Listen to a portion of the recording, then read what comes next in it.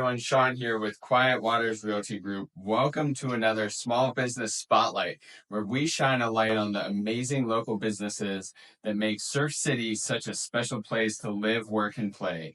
Today, we're sitting down with Andy and Amy, the owners of Hidden Ships Distillery, to hear their story, their passion about craft distilling, and how they are working hard to make an amazing impact and a positive impact on our local community. Let's check it out. Andy, Amy, thank you so much for sitting down today. I'm really excited to learn more and share more about your business here. Yeah, thanks for coming in. I'm excited. Yes, and thank you for the delicious old fashioned. Yeah, we started it right with some cocktails. So, can you give us just a little background? What did Andy and Amy's life look like before starting this business? Yeah, I mean, my background was the Marine Corps. I played Marine for 21 years. I was happy to serve and happier to retire. And a lot of that was foundational in terms of what we were able to set up here. And then Amy's background, she was an RN prior to starting this. Still is an RN. Yeah, that was our background. And again, retired in 2021. That's what brought us to this area. What was fun about that time is we were already thinking about a distillery, but we weren't sure on location. And for the first time in our married lives, of course, we've been married 23 years now, Nice. which was our whole Marine Corps career. So in the first time, obviously, the Marine Corps always told us where to live. Yeah. So we retired. We could have moved anywhere. And then we decided ultimately to come back and stay here in Topsail Island, Surf City. Very cool. How long were you stationed here at Camp Lejeune? Yeah, my career was a little unique. I had about 10, 12 years here in Camp Lejeune. Yeah. I just kept asking for orders back here, and they kept giving them to me. 5 different duty stations, but really the last 13, 14 years, I guess, if I do the math. Got here for the first time in 2007. Was with 2nd Battalion, 9th Marines, and then went over to School of Infantry. Of course, that's based here. And then went to a unit back on main side, and then retired at MARSOC. So just kept looking for orders here, and we got to stay. And that was a big reason that ultimately led me. I mean, I was ready to retire, but certainly if I had wanted to stay in at that point, they were going to move us and the family. And we got a little spoiled with homesteading for so long that the kids were in place and had their friends and support system, and so that helped the decision to retire is knowing that I had asked for all the favors to stay here as long as I possibly could, and if I had stayed in, we would have been moving. Yeah, absolutely. Amy, did you have any entrepreneurial ventures before this, or was this your guys' first kind of business venture? Not technically our first Okay. adventure with business. Andy has the entrepreneur spirit, 100%. I follow his lead with all of that because he's got it. He takes the risk, and sometimes I'm the one who's like, whoa, slow down a little bit. I'm the one pumping the brakes. But Andy has the spirit, and he's tried a few different things over the years. Mhm. And he came to me with this idea about the distillery, Mhm. and it was like the first time I looked at him and was like, hell yeah, this is a good idea. Yeah. I like it. I think the town is ready for it. I think that it's unique, and I think that we can really dive into that whole world and make it our own. So Yeah. we're ready to have a second career kind of thing. Yeah. And so that was fun. Was it hard for you to leave nursing? Were you full-time nurse? Or? I worked as a nurse for about 12, 13 years. Okay. In the hospitals. I'm a mother baby nurse, NICU, that kind of thing. And had some complications with baby number 3, and then had 3 and 4 later. Our babies, not the patient babies. Correct. Yeah. More than that. Yeah, our baby number 3. And then it was I was working on base at the time. They had furloughed positions, blah, blah, blah. It was either go back full time or quit. And I never not worked. And I remember crying. I had a C-section. I'm crying on the couch feeding the baby, and Andy's like, just don't go back to work. I can't even think of that. And so I was a stay-at-home mom then for the next, gosh, I've been a stay-at-home mom since then. I've gone back to a little bit of nursing. I do summer camps over the like a stay, overnight summer camp. Kids come for a month. Yeah. And I'm the nurse at that summer camp. Cool. And that's always just fun. So I get to have fun in my nursing career now. Just do some fun stuff. I don't work as a nurse outside that. Yeah. Very cool. Well, Andy, where did kind of like this idea come from, or the Yeah. vision for Hidden Ships come Yeah, from? I'd like to say our origin story started in another distillery. It was early 2019, great distillery outside of Charlotte called Murto's Maid. We were there visiting her sister and her husband, and they took us to this distillery, similar business model that we have today in terms of, distillery in the back of the house, cocktail bar in the front of the house. Just had a fantastic smoked old fashioned, actually. It was kind of the first great smoked old fashioned. It came out, was presented to us. Just a great experience. And from that experience, started looking at craft distilling as an industry. At that point in my life, for probably the 10 years leading up to it, every time I saw a brewery open, I would look at it and say, darn it, I should have done that. Because just, again, Amy mentioned kind of have an entrepreneurial mindset. Yeah. So that was kind of my mindset, and then had this great experience at another distillery.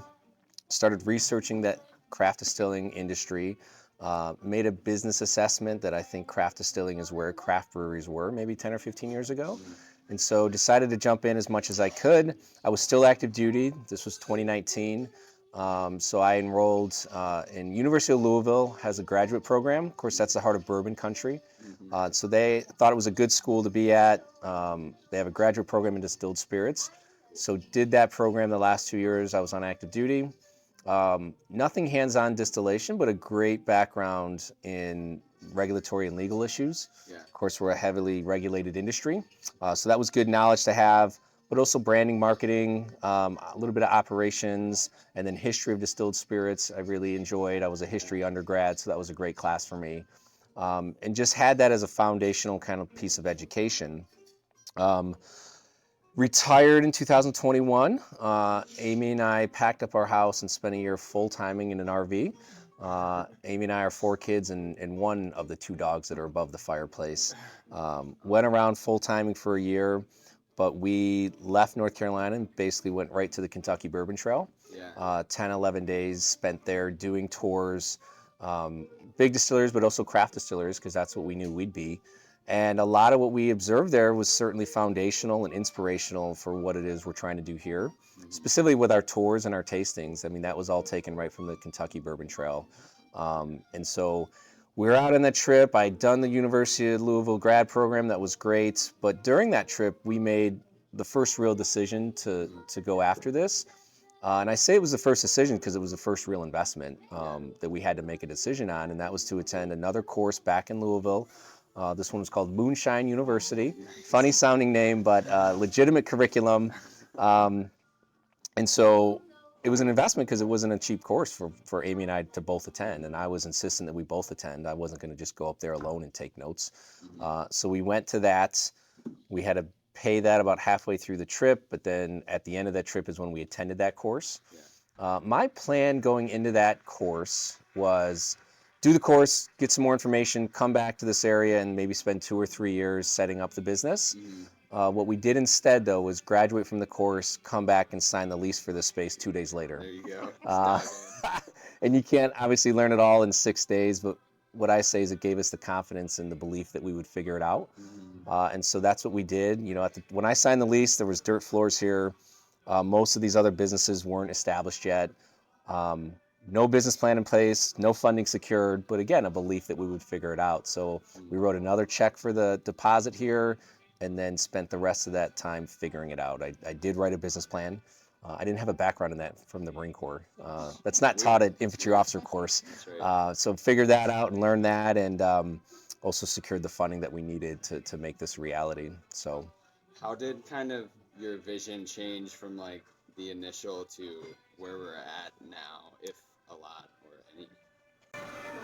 The only thing I said, when we found the space, we thought the location was great. We definitely we worked hard to get in Surf City. It was challenging because there was just not a lot of real estate or commercial in a I guess a space that was good, small enough but big enough, if that makes any sense. Small enough that we could afford it, big enough that it would work.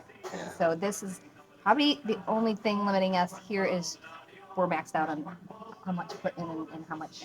Usually we can store bottles and we store everything that you need to make the bottles. So we're limited on space here. That would be the only thing I guess we kind of would be different from the original. Honestly, everything else though is it's kind of like how we thought it was. We wanted it, you know. It Yeah. kind of it played out really nice. Yeah, Kind of how we envisioned it. I agree. I would. The only thing that came to my head when you asked that was we spent years thinking about it, and we were very deliberate. And so it is what it is today based on what we envisioned at that time. But we had already spent years thinking about it. Like we had notebooks full of possible names of our business. I bought 15 different URL websites. If there was a name I thought we liked and it was available, I just bought it. Yeah. I still own 3 or 4 that I keep paying on. So because we spent that amount of time thinking about how it might look in here, but in terms of aesthetics, we had a vision, but we hired an interior decorator designer to help us like articulate what is our true vision for this place. And that was a challenge, but after 3 or 4 meetings, we felt like she nailed it, and it's essentially what you see here today. It's awesome. Such a cool feeling in here. And I mean, you guys quickly became a staple here. I know my wife and I love coming and just relaxing, having a drink before a dinner out or something, and it's such a warm and inviting place. In your guys' minds, like, what makes Hidden Ships unique?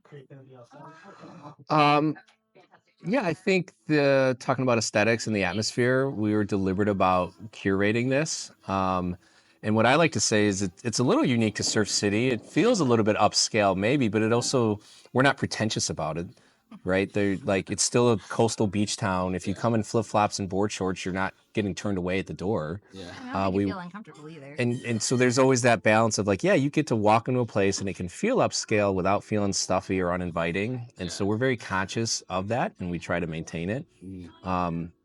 I guess that's one of the things that makes us unique. Outside of that, I mean, we are the first and only legal distillery in Pender County. I'm sure there's some other stills out there, but we're the first and only legal distillery. Yeah. So again, in terms of market and coming to market, we felt, it's good to be first. There may be another distillery that pops up and, that's okay in the future, but it was good to be first and establish kind of the brand. Yeah. And yeah, we're grateful and honored that we've become a place that locals come to. Sure. Definitely. And speaking of this kind of community, I know you all care a lot about this community and do a lot for this local Surf City and Pender County area.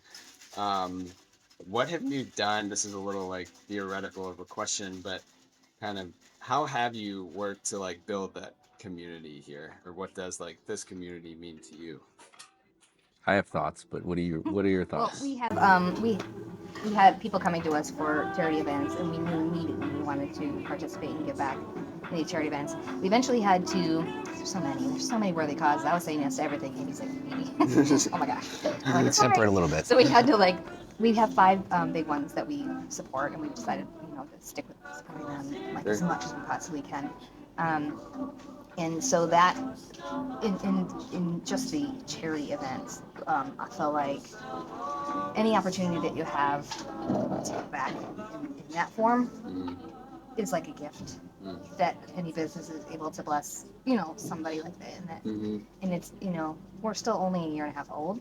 And, usually businesses take a few years to really get underway. And it's very true for us too. Yeah. But we still wanted to maintain that it's really important to us. We want to maintain that status that we make sure we continue to give. Because I think without the giving, it's really hard for you to be more successful in the business without giving back. You know what I mean? It's recognized in the community, but it's also just like it's the right thing to do for anybody to be giving it as much as you can when you can. Yeah. So it was important to us to stay on top of that. Yeah. Yeah, I think you know. I mean, the only other thing that came into my head is the charity. So, Real Housewives, Karen Beasley, Turtle Hospital, Paddle for Troops, Share the Table, and there's one more. I'm blanking. I should have remembered this, but there's 5. So just there's that. Obviously, that is a big component, as Amy mentioned. I think the other part of it was us recognizing the importance of it and trying to be, again, deliberate about it. So when I think community building, the tours are a big part of what we do here. Teaching people what they may be smelling, what they may be tasting. So we do a full tasting at the end of the tours. That's really a big part of how I think about building community is offering things like that. There's the classes that we offer once a month, just something unique and special that I think the community can kind of be around. And then, the last thing I would say with community is I'll give a shout out to Salty Turtle and those owners over there, because I thought they just did a great job of building community when they opened. I think they're on year 7 already. And so that was, for me, able to observe what they've done and how they build community, and it did become a staple in the community. And so we're trying to emulate that and also provide that. Yeah, And that's awesome. Salty Turtle, and then so much. That was one of the biggest things that I was almost surprised about when we first started. Before we even like opened. Any business, pretty much we came across was like, we're so excited. How can we help you? What can we do for you? We're gonna support you. We're gonna post for you. We're gonna. I was a little blown away, and I don't know if that's every community, any other, like I don't have another business in any other town, but I was so Very welcoming. And I was so excited to see how the businesses support each other. The small businesses are always lifting each other up. And Andy has a saying that says, he always says, rising tide raises all ships. And that has been really, really true. And any chance we get to collaborate, or even just to share somebody else's, you're having an event, let me share this. Because then your viewers and my viewers can see it. And then more people, you know what I mean? Like, just small things that have blown away by that. Yeah, well, you guys definitely have an abundance mentality, which is clear by how you treat people and how you run your business. And it's really cool to see. I mean, I could see the community just, doing everything they can to help you out. And I think that's something so cool about where we live. And people love like the vision you had. They love the courage that it took for you to execute it, because I'm sure it was not. There was some risk. Yeah, there still is. That's all Andy, though. I just trusted. Right, man. Yeah, well, that's awesome. And congratulations. Thank you. So far. So, can you tell us a little bit about what's coming up? I've heard there was a recent pretty cool award that was received. So can you tell us about that a little bit? Yeah, for sure. So for I guess context for the viewing and listening audience, spirit competitions are part of the industry. There's a lot of them out there. Last year we participated in 5 different competitions, but they're all generally run the same. And the way it works is you get assigned by spirit type a panel of 3 judges, 3 or 4, but typically 3, and it's all blind taste testing, which means they don't know what they're tasting. And all the big distilleries, the big names, all are still submitting spirits, and you're competing against them in terms of quality, but you're not competing against their branding or their labeling, which is really nice as a blind taste testing. And so last year, 5 different competitions, total 22 total medals across. One of the big ones from New York Spirit Competition was being named the North Carolina Gin Distillery of the Year, with a couple of gold medals there. A couple of double golds for bourbon and our rested rum and our vodka. So it's always great to get that feedback to make sure that we are still pumping out a quality product. And I think that matters a lot. Branding's important, atmosphere is important, but I would say none of it's important if what's in the bottle isn't very good. So we want to start there always with a great product, and those competitions give that feedback. It is pay to play, like I have to send my spirits with an entry fee, but it's not participation awards either, right? If your stuff is no good, you're not getting a medal, and the feedback you get is going to say this isn't very good. And so it is great to get positive feedback from these judges that are professionals at it. The one that you kind of alluded to, we haven't even posted the results. Maybe by the time this comes out, it'll be on social media. But we participated in the Berlin International Spirit Comp. It was our first overseas competition. And really, really happy with the results. Bourbon won another gold medal. Gin won a gold, silver for vodka, and a couple of bronze medals. But the big one that I'm probably the most excited and proud of is we were named the USA Distillery of the Year. Which is, again, for context, many of those awards are spirit specific or even state specific. Like we were the North Carolina Gin Distillery. That was state, and it was a great honor. It was a great award, but it was kind of specific to state and spirit, whereas this one is kind of the overall. And like I mentioned, we compete against the big companies. The USA Rum Distillery of the Year, a little company maybe you've heard of called Bacardi, that's the type of competition that we go against on that level. Very cool. Yeah. Well, congratulations. Thank you. That's super exciting. What is like the most popular kind of drink that you guys serve? 100% without a doubt, the cocktail you're enjoying and Amy's, the smoked old fashioned. I actually haven't run numbers lately in terms of total cocktails sold, but probably we were open 7, 8 months, and I ran like total cocktails sold since opening. And smoked old fashioned was number one by more than double over number two. Wow. So it's really not even close. I'm sure that trend continued if I were to pull an updated kind of report, but for sure, like smoked old fashioned. And then in terms of bottle sales, bourbon is our best selling bottle by far. Okay. Cool.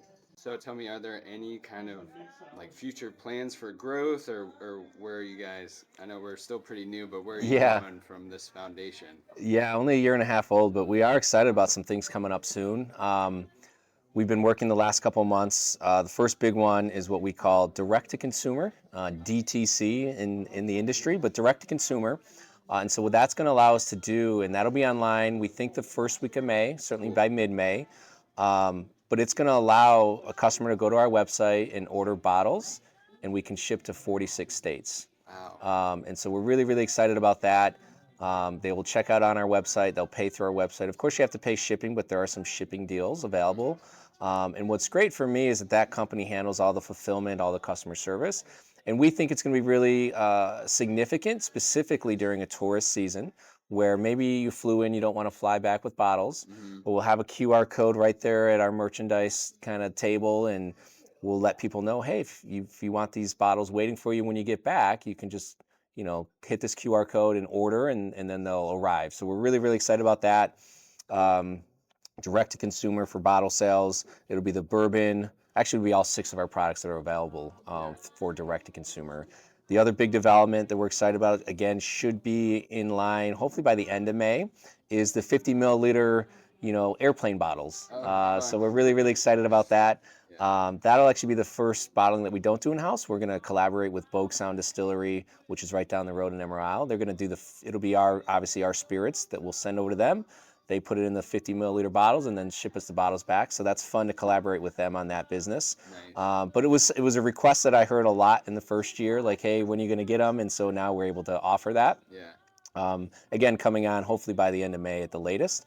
And then the other ones in terms of like new spirits that we're working on right now, one of them is a bourbon cream. I had a plan to launch with bourbon cream before the for grand opening. Mm-hmm. And to the point of like, I already have the labels. That one needed label approval and a formula approval at the federal level. So I did all of that and then got to making it, and the logistics and financials burden of the cream, the base cream, was just a little bit too much for us at the time.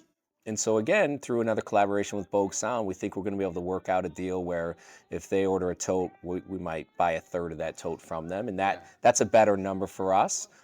In terms of the cost, but also just the quantity that makes. So we're really, really excited about potentially getting bourbon cream out by fall this year. We think we can do that. And then the last one is a product that we are moving forward on.